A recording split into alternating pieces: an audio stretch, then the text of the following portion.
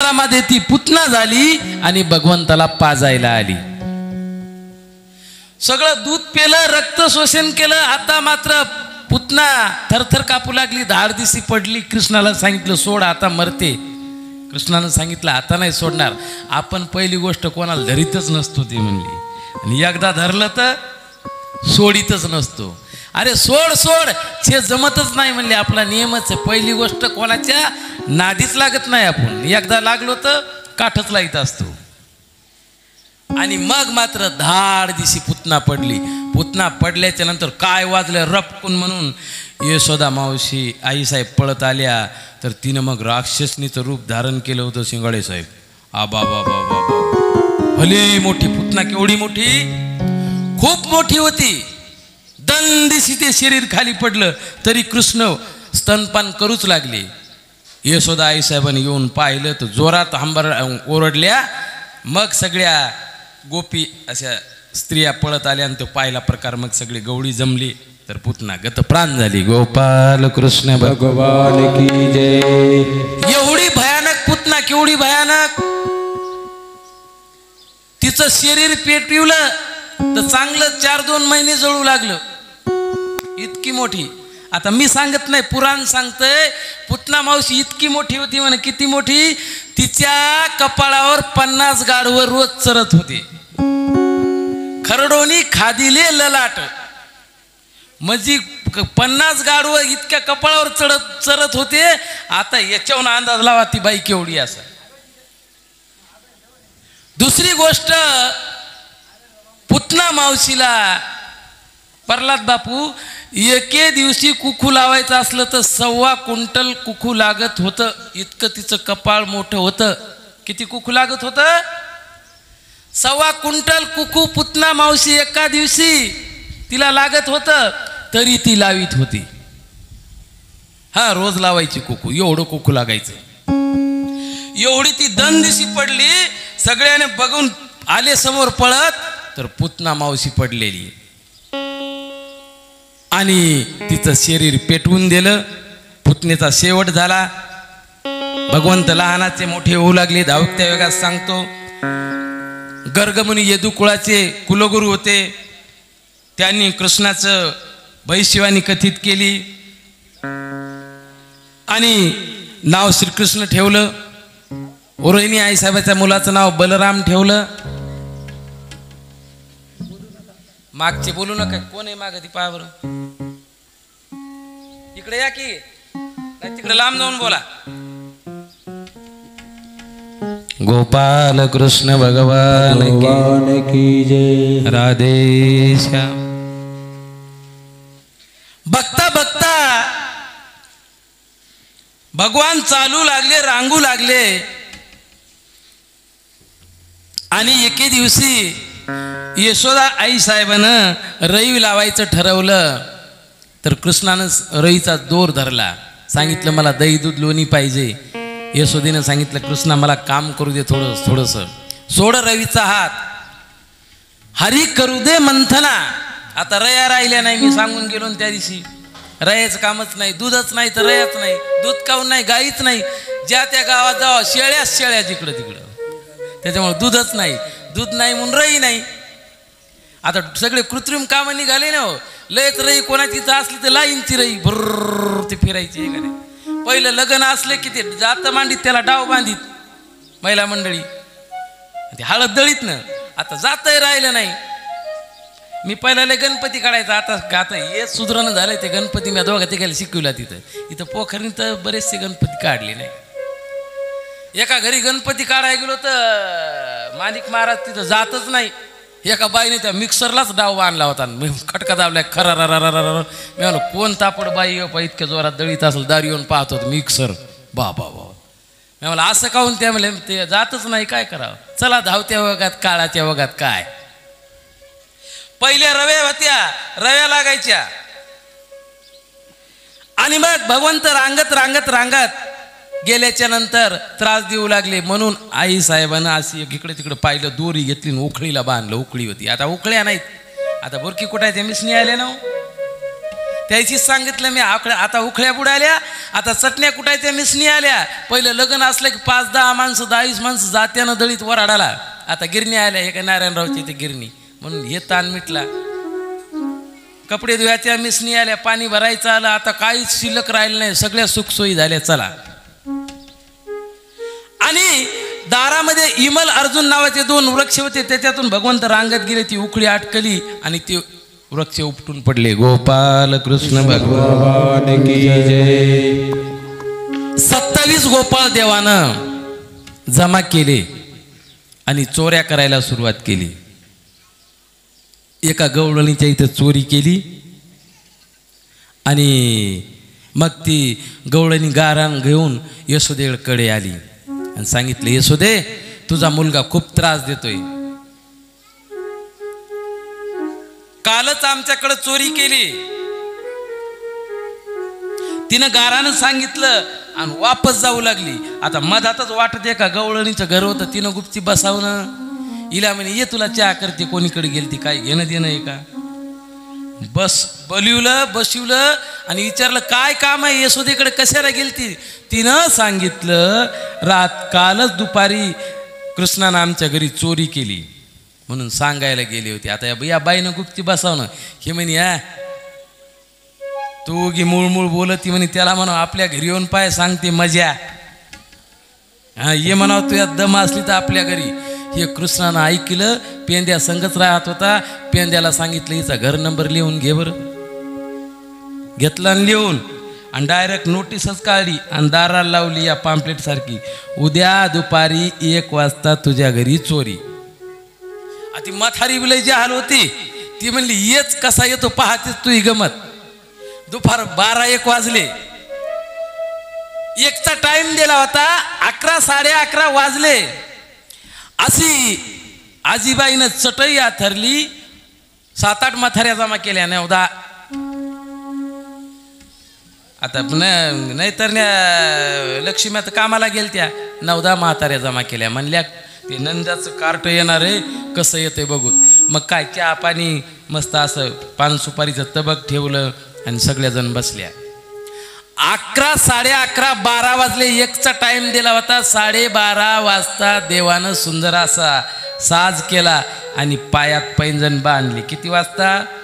12:30. ते म्हणले, म्हातारीचे 12:30च वाजवितो. आता 27 गोपाळ संघ घेतले आणि इकडं जाम तयारी झालेली होती. 7-8 म्हाताऱ्या बसलेल्या वाट पाहतात, येऊ दे कसा येतो. दारात गेल्याच्या नंतर छुनकून पाय आपटीला. छुमछाना.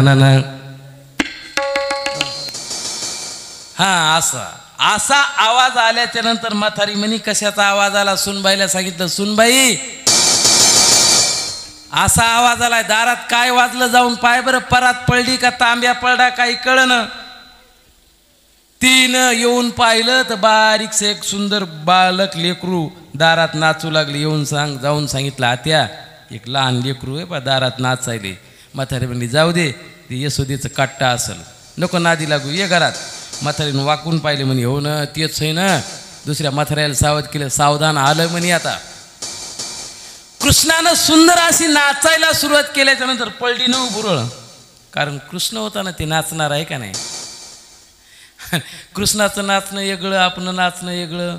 आपण वरातीत नाचतो, धोत्राचा गोळी इथं धरलेला, एका हातात बिडी, वाजवा बजाव, धूम मचाली, असं नाचत असेल का होते? नाही ना. कृष्ण गोड नाचत होता. नाचत असताना त्या म्हातारीने बघितलं की लगेच भुरळ पडली. सगळ्या म्हाताऱ्या जीव लावून बघू लागल्या. ज्या घरती मूळ मालकीन ती आजीबाई होती, तिनं सांगितलं, कृष्णा काय तू सुंदर नाचतोस रे? हो म्हणे, आजी आपल्याला असंच येतंय बापा नाचता. इकडे ये ना, मध्ये येऊन नाच ना. नको आजी, तू मारशील. नाही मारीत म्हणे, ये नाच बरं इकडं मध्ये येऊन. कृष्ण म्हणले, फुकट नाही नाचत बापा, तू काय दिसील? तुला गिलास भर ताक देईल, ये. आता हिच्या घरी 300 गायी होत्या, पण मालकाला काळा चहा होता. कोणाच्या घरी? इथल्या नाही बरं, त्या गवळणीचं सांगायलो. म्हाताऱ्याला काळा चहा, 300 गायी ओळीत होतं म्हातार. सगळं दूध तिकडे डेअरीलाच जात होतं. कृष्ण हळूच मधात आले. वाड्यात आल्याच्या नंतर कृष्णानं मनात विचार केला, एंट्री तर टाकली राव आता, हे का नाही. बाकीचे 27 गोपाळ असे लपून ठेवले असे बाजूला. आणि मग मात्र आजीबाईने सांगितलं आता नाचणं. कृष्णानं सांगितलं, आजी मी नाचतो, पण ते एकट्याला नाचण्यात मजा येत नाही हो. मग आपल्या संग कोणीतरी पाहिजे, मग लय मजा येते नाचायला, आहे का नाही. आता आपण कसा आनंद उत्सव सगळेजण नाचू लागले, किती सुंदर वातावरण झालं. आजी माझ्या संग कोणतरी पाहिजे पा नाचायला, मग मजा येते. आजी म्हणली, गडी माणसं तर गेलेत बापा शेताला, आता तुझ्या संग कोण नाचत आहे, कोण नाचल तुझ्या संग का ना. सांगितलं, आजी जाऊ द्या ना, गडी गेली तुम्ही येता ना, आणि आम्ही बाया माणसं कसं रे तुझ्या संग, काय वाले म्हातारे नाचल्या तर. त्या म्हाताऱ्या म्हणल्या, नको पा आता लाज वाटल, आम्हाला सुना हे जावाई आली तर कसं नाचावं, लाज वाटल. एक म्हातारी म्हणे, नाचूत ना, कवाड लावून घेऊन नाचतो आम्ही, नाचतो पण कवाड लावून घेऊ. ते म्हणले, कवाड नका लावू उघडे, काहून आपल्याला घाम येते, हां कवाड नाही लावायचं आम्हाला. बरं राहू द्या, उघडं ठेवल्यावर केले धरला ताल. कृष्णानं सगळ्या म्हाताऱ्या अशा नाचाय तल्लीन झाल्या. कृष्णानं एकच सांगितलं, म्हातारीनं एका सांगितलं, कृष्णा अरे तू नाचायला पण तसं आम्हाला जमन ना बाबा, कोणीकडे उड्या मारायलो. ते म्हणले, कसंय नाचायचं तसं नाचा, पण एकच नियम पाळा. काय, मी जिकडं तोंड करील तिकडं तोंड करायचं. तुम्हाला एक शिक्षण सुरू हो द्या. कमी रमी आपण पावली खेळताय नाही का, पावली खेळणार शिकतोय ना, हे पूर्वाजी नाही का पोरायला शिकू लागली त्याशी इथं, असे वा. ते कृष्ण म्हणले, हे बघा हो द्या, कमी रमी होत असते, मी जिकडं तोंड केलं तिकडं तुम्ही तोंड करायचं, हे तर जमल ना, हा हे जमतंय म्हणले. कृष्णानं नाचवीत इकडं तोंड केलं, आणि हळूहळू नाचवीत त्या हौदाकडे कोपऱ्यात नेल्या सगळ्या जणी, सगळीचे तोंड, हा इकडं तोंड म्हणलं, इकडं कोणी पाहायचं नाही. तर या 27 जणायला सांगितलं, हो गेले ना मधात, या चष्म्याच्या काचा फुटस्तोर घायल इकडंच. म्हाताऱ्या घुसले ना मधात पोरं, एकूणमेकाच्या खांद्यावर उभं राहून ते मडके काढले, सगळे खाल्ले आणि फोडून टाकली, उरफाटी करून टाकली. कृष्णाचं लक्ष इकडंच, मध्ये चालू होती ना चोरी. एकानं लगेच येत असतीनं तोंड पुशीतच आलं. गोपाळानं सांगितलं, कृष्णा जमलंय रे, थांबा म्हणला, जमलंय का. पुन्हा मग त्याचे तोंड इकडे कलवली. उत्तमराव नाचीत नळा काढ्या कोपऱ्यात, आणि तवर पोरायला म्हणली, हो गेले ना पळून. मग मात्र कृष्णाला वाटलं आता काम झालं, म्हणे आजी आता दमलो गडे, लय घाम आला आपल्याला. हो नाही, लय सुंदर नाच करतो रे तू, बस तुला ताक आणून देते, बस जरासं लोणी आणून देते. कृष्ण म्हणले, आता काय देते आजी तू, हे सगळं माझ्या पोरायनं खाल्लं काय घरात. आणि खरंच म्हातारी मधात गेली तर पाहती गवळणी, तवती पालती दुधानी, मनती नंदाची पोरे, आजी चोरी गेली खरे, गेले पळून. मग आजीच्या लक्षात आलं, कृष्णा अरे खरंच तू डाव साधिवला रे, तुझ्या पोरायनं चोरी केली. बर एक सांग, तू सुंदर नाचला, पण नाचता एकदा असा हात आणि एकदा असा हात काऊन केला, म्हणजे यानं असा केला होता ना हात मध्ये जा. ते म्हणे आजी आपल्याला कवा झटकाच येत गडी. म्हातारी म्हणे, बाप्पा तसा झटका नको येऊ देऊ जाऊ, रे झटक्यात माणसं चाललीत बाप्पा, तसा झटका नको. आणि म्हातारीनं कृष्ण पळून गेल्याच्या नंतर मधात जाऊन पाहिलं तर बाकीच्या म्हाताऱ्या म्हणल्या, मेल्याचा झटका कळाला, असा हात केला तेव्हा काट्टी मधात घातली ना, असा केला तेव्हा काढून दिली. आणि म्हणून मनती नंदाची पोरे, आजी चोरी केली खरे. गोपाल कृष्ण भगवान की जय. राधे श्याम श्री कृष्ण गोविंद हरे मुरारे.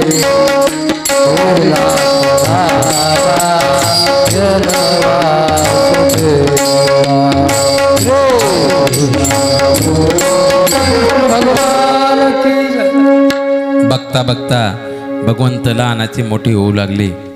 आणि कृष्णानं खूप उपद्रव दिला.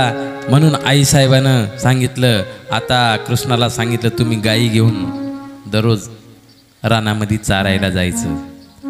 आणि मग मात्र गाई वळायचं काम सुरू झालं. चला वळू गाई बैसू जेऊ एकी ठाई, बहु केली वन वन पाये पिठी झाला सीन. एके दिवशी भगवंतानं नंद बाबाला सांगितलं, आपण सगळेजण गवळी आहोत, इंद्राची पूजा करण्यापेक्षा आपण गोवर्धन आपल्या अन्नदाता आहे, आपले सगळे गुरढोर गोवर्धनावर चरतात, म्हणून आपण गोवर्धनाची पूजा करायला पाहिजे. आणि सर्वांनी गोवर्धनाची पूजा करायचं ठरवलं. ही कृष्णाची सल्ला बघून इंद्राला भरपूर राग आला आणि 7 दिवस धो धो धो धो पाऊस सुरू केला. मुसळधार पाऊस सुरू झाला. मुसळाच्या धारा मेघ वर्षे जाती, गारा पडताती शिळायशा, क्रोधावला इंद्र गोवळी या निंदित. इंद्राला राग आला. 7 दिवस सारखा पाऊस पडू लागला. आता मात्र सगळ्यांनी कृष्णाला सांगितले, तुझ्यामुळे संकट ओढवलंय बाबा, आता काय करायचं. सगळेजण कृष्णाचा दावा करू लागले. मग भगवंतानं सांगितलं, सगळेजण या गोवर्धनाला हात लावा, पूजा करा. अगोदर पूजा केली, गोवर्धनाला हात लावला. हात लावल्याच्या नंतर पर्वत वर गेला. भगवंतानंही आपली करंगळी लावली, सगळ्या गोपाळाने काठ्या लावल्या. आता मात्र गोपाळायला वाटू लागलं, आमच्या काठीमुळेच जमले. कार जोरात जाती, जोरात एखाद्या गावातून 2-4 कुत्रे सुटतात, भो भो भो भो करीत इतकी तितकी माग लागतात. आणि वापस करून येताना कुत्रे काय म्हणतात, लावली का नाही दामटून. अरे ती जाणारच होती, जाणारच होती, तुम्ही नसते भुकले तरी ती जाणार होती. पण त्याचा मनचा भाग, लावली का नाही दामटून, आम्ही दोघा चौघाईनं. तसं यायला वाटलं आपल्या काठ्यामुळेच खेळ जमलाय. मी पण अहंकार नसाय पाहिजे बरं का. अहंकार तुका म्हणे नरकी घाली अभिमान. अहंकार खूप घातक असते. अहंकाराची बरेचशी उदाहरणं देता येतील, पण आपल्याला वेळ नाही. असा गवळ्याला अहंकार आला ना, देवानं ओळखीला यायला अहंकारायला आपल्या काठ्यामुळेच हे पर्वत गोवर्धन झालाय. सांगितलं तुम्ही काय करा, आयडिया केली. बाजूला आपली गाई वासरं गेली, ती एकदाची ओळखी देऊन या बरं. आणि हे म्हणजे पर्वत पडल ना, म्हणले नाही सांभाळतो मी, बघू त्याचं काय होतं, तुम्ही एकदा गाना की करून. सगळ्याला धाडत एकाच करंगळीवर पर्वत उभा. तवा यायला कळालं आपल्या काठीचा काही फरक नाही, उगाई निमित्त आहे. अहंकारानं माणसं लय वाया गेली हो. मीपणा गेला, अहंकार गेला, आणि तुका म्हणे देव झाला. एका माणसाला लय अहंकार झाला. उदाहरण सांगतो, हे काही भागवतातलं नाही, पण उदाहरण सांगतो तुम्हाला. काशीहून माणूस शिकून आला, पंडित होऊन आला, आणि गावात म्हणायचा विचारा पठ्याला काय विचारायचं, तर आपण काशीहून पंडित होऊन आलो. आता जुने माणसं ते जुनेच असतात बरं का, किती शिकून येऊ द्या ना, ते म्हणायचं विचारा आपल्याला काय विचारायचं. तर मग सगळ्या गावकरी मंडळीने त्याचा सत्कार ठेवला. अशी ट्रकभर फुलं आणली, अशी हार. म्हणे विचारा काय विचारायचं. मोठा असं स्टेज केलं, त्याला वर बसवलं, मखमली गादी, सिंहासन, सगळे लोक अशी फुलं टाकायलीत, पूजा करायली, तर भाषण ठेवलं. आणि एक जुना माणूस आमच्या प्रल्हाद बापू सारखा शेतातून येऊ लागला, एक शेळी हातात धरलेली आणि वरी गवताचा बारा. आणि पारापाशी आल्याच्या नंतर म्हणे काय चाललंय. नाही म्हणले आपले अमुक अमुक रावसाहेब पंडित होऊन आलेत काशीहून, त्याचे म्हणले सत्कार समारंभ आहे. आणि ते विचारले की विचारा आपल्याला काय विचारायचं, तर मी पंडित होऊन आलोय, असं आहे का. त्याने दिली शेळी सोडून, ते गवताचं भारही खाली टाकलं. इतकाले पायी भरलेली होती चिखलात, फाटका बूट, फाटकं धोतर, आले स्टेजवर. सांगितलं पंडितजी तुमचं खूप शिक्षण झालंय. हो म्हणले आपण काशीहून आलो, तुम्हाला माहित नाही का, तुम्हाला विचारा काय विचारायचं, तर उत्तर देसाल का. हो देतो ना उत्तर. त्या साध्या माणसाने एक प्रश्न विचारला, भागवतात नाही बरं गेली सांगायलो. पंडितजी सांगा माझ्या प्रश्नाचं उत्तर द्या. टप गुडुगुडू धब्ब्या, बोला या श्लोकाचं उत्तर काय. ते म्हणला लय ग्रंथ वाचले, पण हे श्लोक कुठं काही दिसला नाही राव. हा गीता वाचली, चांगदेव 65 झाली, पंचरत्न गीता झाली, नाद भागवत झालं, ज्ञानेश्वरी झाली, बरेचसे ग्रंथ वाचले, पण हे काही कुठं दिसलं नाही. विचारसागर वाचला, अमृतानुभव वाचला, पण हे नाही. बोला, उत्तर द्या. आता उत्तर शिल्लक नाही ना. असं कुठं प्रश्न असतं का याचं उत्तर काय? उत्तर आहे म्हणे. तुम्हाला 5 मिनिटं वेळ, 10 मिनिटं वेळ, ते कार्यक्रमच थांबविला की हो. मग मात्र तो म्हणे हारलो बाबा, तू उत्तर दे. हो म्हणला, मग आपण उत्तर देतो ना. तुम्ही हारलात का? हो उत्तर देतो. म्हणे खाली या. कशामुळं? मला इथं बसू द्या ना. तुम्हाला उत्तर येतंय का? नाही. तुम्ही कुठं बसलात? इथं. मला उत्तर येतंय. मग खाली या, मी बसतो, सांगतो. हे तर करकर दात खाऊ लागला. टरकभर हार ढिगल पडला होता, गळ्यातली काढून टाकलेली. एका माणसानं बेजार केलं. बोला म्हणे, टप गुडगुडू धब्या, उत्तर द्या. यानं आता जोडले, ये बाबा म्हणे. ते चिखलाचे बरके पाय घेऊन वरी आलं, बसलं नाही त्यावर, त्याला खाली बसविलं. म्हणे, ऐका पंडितजी, मी राहतो पत्राच्या घरात. ते म्हणले, काय मूर्ख आहेस का काय रे? पत्राच्या घराचा आणि या श्लोकाचा काही काय अर्थार्थी काही संबंध आहे का? हाय हो संबंध म्हणला. असं कसं? मी राहतो पत्राच्या घरात. बर. आपल्या घरामाग एक कवटाचं झाड आहे. हे मला आता बुटानंच हानीन बरं. काय झालं? अरे त्या कवटाच्या बेलाच्या झाडाचा या श्लोकाचा काय संबंध आहे? लय संबंध मोठा आहे म्हणला, ऐकून तर घ्या. बर. आपल्या घरामागे एक म्हणला ते कवटाचं झाड आहे. बर. आणि तुम्हाला तर माहिती आहे, आता सोडून दिली आपल्याला एक शेळी आहे. ते म्हणलं आता कानाखालीच वाजविल. त्या शेळीचा याचा काय श्लोकाचा काय संबंध आहे का काय? ऐकून तर घ्या म्हणला, गडबड करू नका. शेळी आहे. बर. मग मी एके दिवशी दारात शेळी बांधली आणि बाजूला बाज टाकून झोपलो. बर. रात्री वारा सुटला होता, तसा जोरात वारा सुटला. बर. जे एक कवट निष्ठलिक पत्रावर पडलं, टप. हा, पहिल्या श्लोकात घुसलं का नाही? याला वाटलं यानं तर जमिवलं. ते म्हणला, पहिलं कवट पडलं पत्रावर, टप, असा आवाज आला. बर. ते गुलत गुलत निघालं, गुडू गुडू गुडू गुडू गुडू गुडू. अरे म्हणला, बरोबर येत. मग खाली शेळी बांधली होती, ते निष्ठलेख तिच्या पोटावरच पडलं. ती आळडली, ते वाजलं धापकून, आणि शेळी आळडली. ब्या. यानं त्याचे पाय धरले. म्हणला, तू या पाया पडतो, असं पुन्हा काही विचार जाऊ नको. माणसानं अहंकार केला ना पाहिजे. साध्या एका धनगरानं, हो, एक माणूस म्हणे आपल्याला लई द्यायची. मग ते धनगर शेळ्या चारू लागली. अशी मुठीत वाळू घेतली. सांगा बरं म्हणले, तुम्ही लई हुशार येते, वाळू किती? ही वाळू किती आहे? आता याला सांगता येईल का किती खडे येतं? सांगा, ही रेती किती आहे? त्यानं हात जोडले. म्हणे, मी गंजा संस्थेत शिकलो, मला सांगता येतं येणार. बाबा तुम्हीच सांगा. सोपं उत्तर आहे मला, मुठभर आहे. माणस, आता मी इथं बसलो, मी म्हणूच नाही मी लय हुशार आहे. हा, आपल्यापेक्षा हुशार खालचे असतात. गोपाल कृष्ण भगवान की राधे श्याम. आणि अशा प्रकारे मग त्या गोपाळाचा गर्व हरण झाला. जाऊ द्या, विनोदाचा भाग सोडा. आणि सर्वांनी इंद्राची चुकून बोलो गोवर्धनाची पूजा केली. आता आपली कथा सुटल्याच्या नंतर सर्वजण गोवर्धनाची पूजा करून घ्या. गोपाल कृष्ण भगवान की जय, राधे श्याम. आता एक दिवस कंसानं मथुरेमध्ये मल्लयुद्ध ठेवलं. एक निमित्त केलं. कृष्णाला मारायचा बेत आखला. मल्लयुद्ध ठेवलं आणि अक्रूराला बोलवून घेतलं. अक्रूराला सांगितलं, तू गोकुळात जाय आणि कृष्णाला घेऊन ये. कशाच्या निमित्तानं?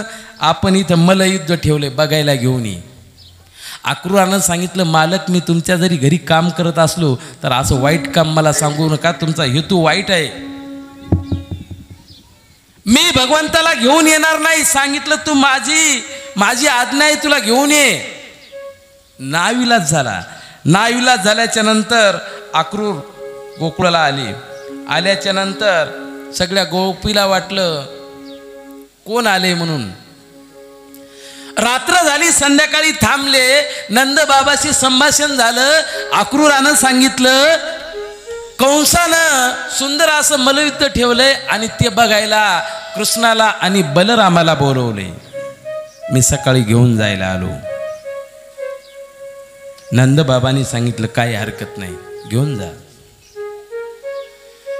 दुसऱ्या दिवसा दिवस उगवला.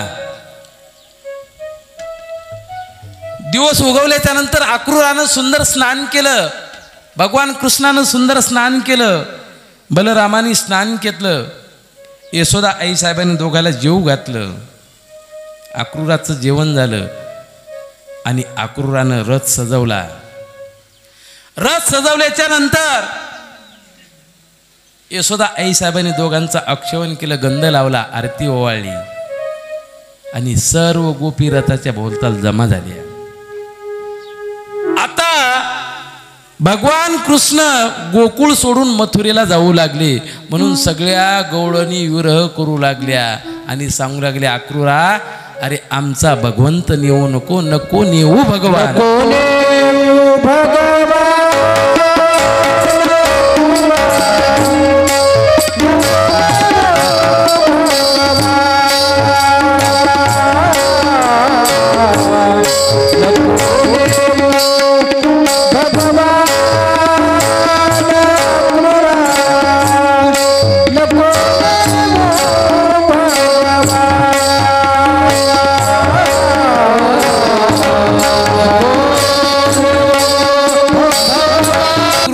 नको नेऊ भगवान वृंदावनी. त्या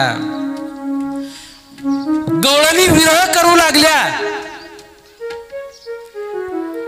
भगवान कृष्ण रथात बसले.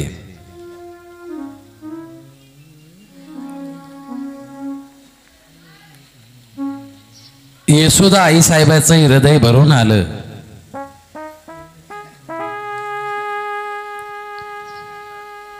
आणि चौकटीपर्यंत आल्या देवाला वाट लावण्याकरता. स्त्रियांना अशी ताकीद होती पहिल्या की वाट लावण्यासाठी फक्त चौकटीपर्यंत यायचं. कृष्ण रथात बसले.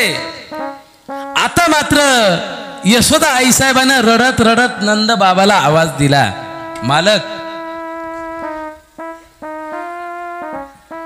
थोडस अलीकडे या. काय यशोदे, तुमच्या पाया पडते, एक काम करा, जाता जाता कृष्णाला फक्त 5 मिनिट वाड्यात परत पाठवा. मला जाता जाता एकदा माझ्या कन्हैयाला बोलायचे. नंदबाबांनी सांगितलं, जाऊ दे ग यशोदे, आपण बरेच दिवस कृष्णाचा आनंद घेतलाय, त्याचेही आईबाप तिकडे वाट पाहत असतील. ह्या दोघालाही माहीत झालं होतं की कृष्ण आपला मुलगा नाही. पाठीमागे एकदा माहीत झालं होतं. कसं माहीत झालं होतं सांगू का? नंदबाबाचा कर भरण्यामध्ये पहिला नंबर होता. कर म्हणजे काय शिंगडे साहेब आताच्या काळात? वायदा. वायदा भरण्यात नंदाचा पहिला नंबर होता. आणि कर वसूल करायला त्या काळात कंस होता. कंस पहिले पाटील पांडे होते ना, आता तलाठी झाली. तेव्हा कर वसूल करण्याकरता पाटील पांडे होते. त्याचं बरंचसं काही चलत आहे बरं का. तलाट्यात चलत नाही का? तलाट्याच्या मनात आल्यावर तलाठी काही करू शकतात. जे नाही ललाटीन ते करी तलाठी. हा, तलाट्याच्या पेनीतले ताकद असते. पहिला नंबर नंदबाबा असे एकदा कर भरायला गेले मथुरेला. त्यावेळेस कंसानं सांगितलं, आईये नंदबाबाजी, आई कोणीकडे आलात? काय नाही म्हणले, वायदा घेऊन आलोय कर. चालेल म्हणले, आम्हाला माहित आहे तुमचा पहिला नंबर आहे, वायदा जमा केला. नंदबाबाने सांगितलं, हेच नाही पुढच्या वर्षीचा पण आणलाय. वा, पुढच्या वर्षीचा पण आणलाय म्हणल्यावर कंस खुश झाले. पुढच्या वर्षीची पावती दिली. पण नंदबाबा म्हणले, पुढच्या वर्षीचा वायदा आणला, याच्यात या बदल्यात आपलं एक काम करा. काय काम करायचं? देवाचे आईबाप बंदीखान्यात होते त्यावेळेस. काय नाही, फक्त वसुदेवाला 10 मिनिटं बोलायची परवानगी द्या. ठीक आहे चालेल म्हणले, आता तुम्ही चांगली माणसं आहेत. परवानगी दिली, पण 11 मिनिट लागू देणार नाही म्हणली, हरकत नाही. बंदी शाळेत नंदबाबा गेल्याच्या नंतर वसुदेव असे बसलेले होते, देवकी आईसाहेब तिकडे झोपलेल्या होत्या. गेल्याच्या नंतर वसुदेवाच्या गळ्यात बेडी, हातात 2 बेड्या, देवाच्या बापाच्या पायात 2 बेड्या असे बसलेले होते. नंदबाबाला पाहिल्याच्या नंतर उठून उभे राहिले, असे हात केले, कडकडून मिठी मारली नंदबाबाला आणि घळ घळ घळ घळ रडू लागले. इकडे नंदबाबाला वाटलं की बऱ्याच दिवस या बंदी शाळेत राहून वसुदेवाच्या जरा मनावर परिणाम झालाय, काय की दुःख झाले. सांगितलं रडू नका, हे दुःख एक दिवस संपणारच आहे, तुम्हाला सुट्टी होणारच आहे. वसुदेवानं सांगितलं मला बंदी कारागृहाचं नावच दुःख नाही. वसुदेवानं सांगितलं दुःख त्याचं मुळीच नाही, तुम्ही एवढी माणसं मला भेटायला आले, तुम्हाला साधं मी आथरून सुद्धा टाकू शकत नाही, याचं वाईट वाटतंय. बोलण्यात 5 मिनिटं गेली, 5 मिनिटं शिल्लक राहिले. दर्शन घेतलं वसुदेवाचं नंदबाबानं आणि सांगितलं देवकी आईसाहेबाचं दर्शन घेतो. त्या कोपऱ्यात झोपल्या होत्या. आता मात्र वसुदेवाने हाताला धरलं आणि सांगितलं नंदबाबा तिकडं जाऊ नका हो. देवकी झोपली, तिला जर जागा आला आणि तुम्ही कृष्णाची जर आठवण करून दिली तर ती 8 रोज पाणी सुद्धा पित नाही. मग मात्र दुरूनच दर्शन घेतलं. या बोलण्यात पुन्हा 2-3 मिनिटं गेली, 2 मिनिटं वेळ शिल्लक राहिला. वसुदेवानं सांगितलं तुमचे माझ्यावर उपकार आहेत बाबा, माझा मुलगा तुम्ही सांभाळता. बलराम होते ना रोहिणीकडं, माझी पत्नी सांभाळता. नंदबाबांनी सांगितलं काय फरक पडायला आहे, भाषाला सांभाळणं मामाचं काम असतंय, तुमची पत्नी बहीण म्हणून सांभाळतो. आता मात्र वसुदेवाने सांगितलं ठीक आहे बाबा, एक भाषा सांभाळणं ठीक आहे, पण 2 भाषे. नंदबाबाला वाटलं खरंच डोक्यावर परिणाम झाला काय, 2 भाषे कुठं सांभाळतो, यायला माहित नव्हतं ना कृष्ण यायचाच पोरगा आहे. तुम्ही काय बोलायले, तुमचं तुम्हाला कळतंय का? ते म्हणले मी बरोबर बोलायलो, माझंच बरोबर आहे, 2 भाषेच आहेत. ऐका म्हणले कृष्ण सुद्धा माझाच मुलगा आहे. आता मात्र नंदबाबाच्या लक्षात आलं, मागच्या सगळ्या खानाखुना सांगितल्या, मी घेऊन आलो होतो, माझा मुलगा तिथं ठेवला, तुमच्या पत्नी विदेही अवस्थेत होत्या आणि तुम्हाला पोरगी झाली होती ती मी इकडे घेऊन आलो. ही खून पटली. मग घरी आल्याच्या नंतर आपला मुकुट खुटीला अडकून ठेवला आणि नंदबाबा उदास बसले होते. यशोदा आई साहेबांना सांगितलं मालक आज उदास दिसता. नंदबाबांनी सांगितलं यशोदे आज एक सत्य उगवलंय, सत्य. सांगा ना मालक मला काय झालं. नको नको, तू हे ऐकू शकणार नाही, तुला धक्का बसल. त्याने सांगितलं तुमचं सुख ते माझं सुख, तुमचं दुःख ते माझं दुःख, सांगा मी सहन करील.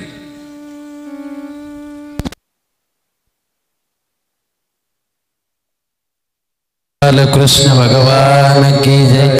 राधे श्याम.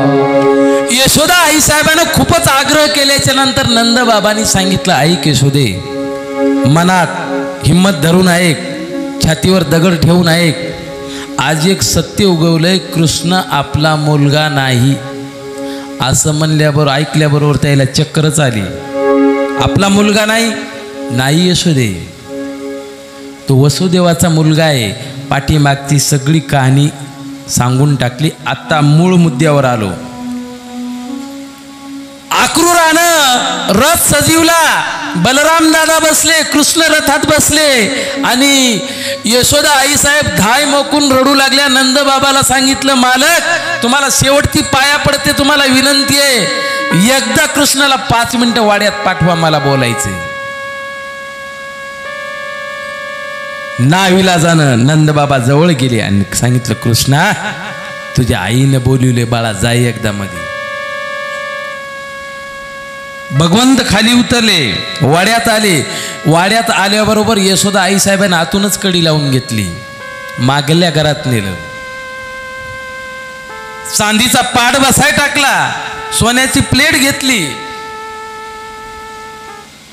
चांदीचा ग्लास घेतला, त्याच्यात शेवयाचा भात टाकला, त्याच्यात दूध तूप साखर टाकली, चांदीचा चमचा घेतला आणि समोर मांडी घालून बसल्या आणि सांगितलं, कृष्णा चाललास बाळा मला सोडून? हो आई जातोय, पण माझ्या एका प्रश्नाचं उत्तर दे. मला खरं सांग कृष्णा, तुझी आई कोण? कृष्णानं सांगितलं, माझी आई यशोदा. नाही कृष्णा, तू खोटं बोलतोस, तुला माझी शपथ आहे, सांग तुझी आई कोण? आई असे काही प्रश्न विचारू नको ग, माझी आई यशोदा आहे, दुसरं कोण असणार आहे? नाही कृष्णा, तू खोटं बोलतोस. यशोदा आईसाहेबाचे डोळे डबडबले पाण्यानं, ओठ थरथर कापू लागले. सांगितलं, कृष्णा तू खोटं बोलतोस, तू खरं सांग तुझी आई कोण? आता मात्र कृष्णाच्याही डोळ्यात पाणी आलं. तरी कृष्ण बळच म्हणू लागले, माझी आई यशोदा तूच आहेस. यशोदा आईसाहेबाला राहवलं नाही. कृष्णाचा उजवा हात धरला आणि आपल्या डोक्यावर ठेवला. सांग कृष्णा, तुझी आई कोण? त्याने पटकन काढून घेतला. आता कसं शक्य? आता मरण न माय खरं बोलावतं. आता सांग तुझी आई कोण आहे? आता मात्र कृष्ण रडू लागले धाय मोकून. यशोदेला सांगितलं, आई माझी माय देवकी माता आहे, माझे आई बाबा बंदी खाण्यात आहेत आणि त्यांना भेटायसाठी चाललोय मी. यशोदा आई साहेबांनी सांगितलं, कृष्णा ही गोष्ट मला मागच कळाली बाळा, जातोस मला सोडून? जाय, बिंदाच जाय, मी तुला नाही अडवणार, पण कधीच या माईला विसरू नकोस रे, ह्या प्रेमाला पारखा होऊ नकोस बाळा. आता मात्र कृष्ण रडू लागले. दोघच माई लेकर मधात एकमेकाला कडकडून मिठी मारली दोघांना. बाहेर रथ उभा होता. यशोदा आई साहेबाचं कृष्णाबद्दलचं अंतकरणातलं प्रेम आता दाटून आलं होतं. ढसाढसा दोघं माई लेकर रडले. कृष्णानं आपल्या माईचे पाय धरले. यशोदा आई साहेबांना थाप टाकली पाठीवर. जा बाळा, माझा आशीर्वाद आहे तुला. जड अंतकरणानं कृष्ण मागं फिरले. दरवाजाकडे तोंड केलं, आईकडं पाठ केली. पायाला पाषाण बांधावा, पायाला दगड बांधावे असं जड पावलानं कृष्ण चालत होते. यशोदा आईसाहेब माग माग चालत होत्या. आईच्या प्रेमाच्या भावना अंतकरणातल्या उचंबळून आल्या आणि यशोदा आईसाहेबाला पाना दाटून आला आणि यशोदा आईसाहेबाच्या दुधाच्या धारा कृष्णाची पाठ भिजवत होत्या. पाठ हे माईचं प्रेम.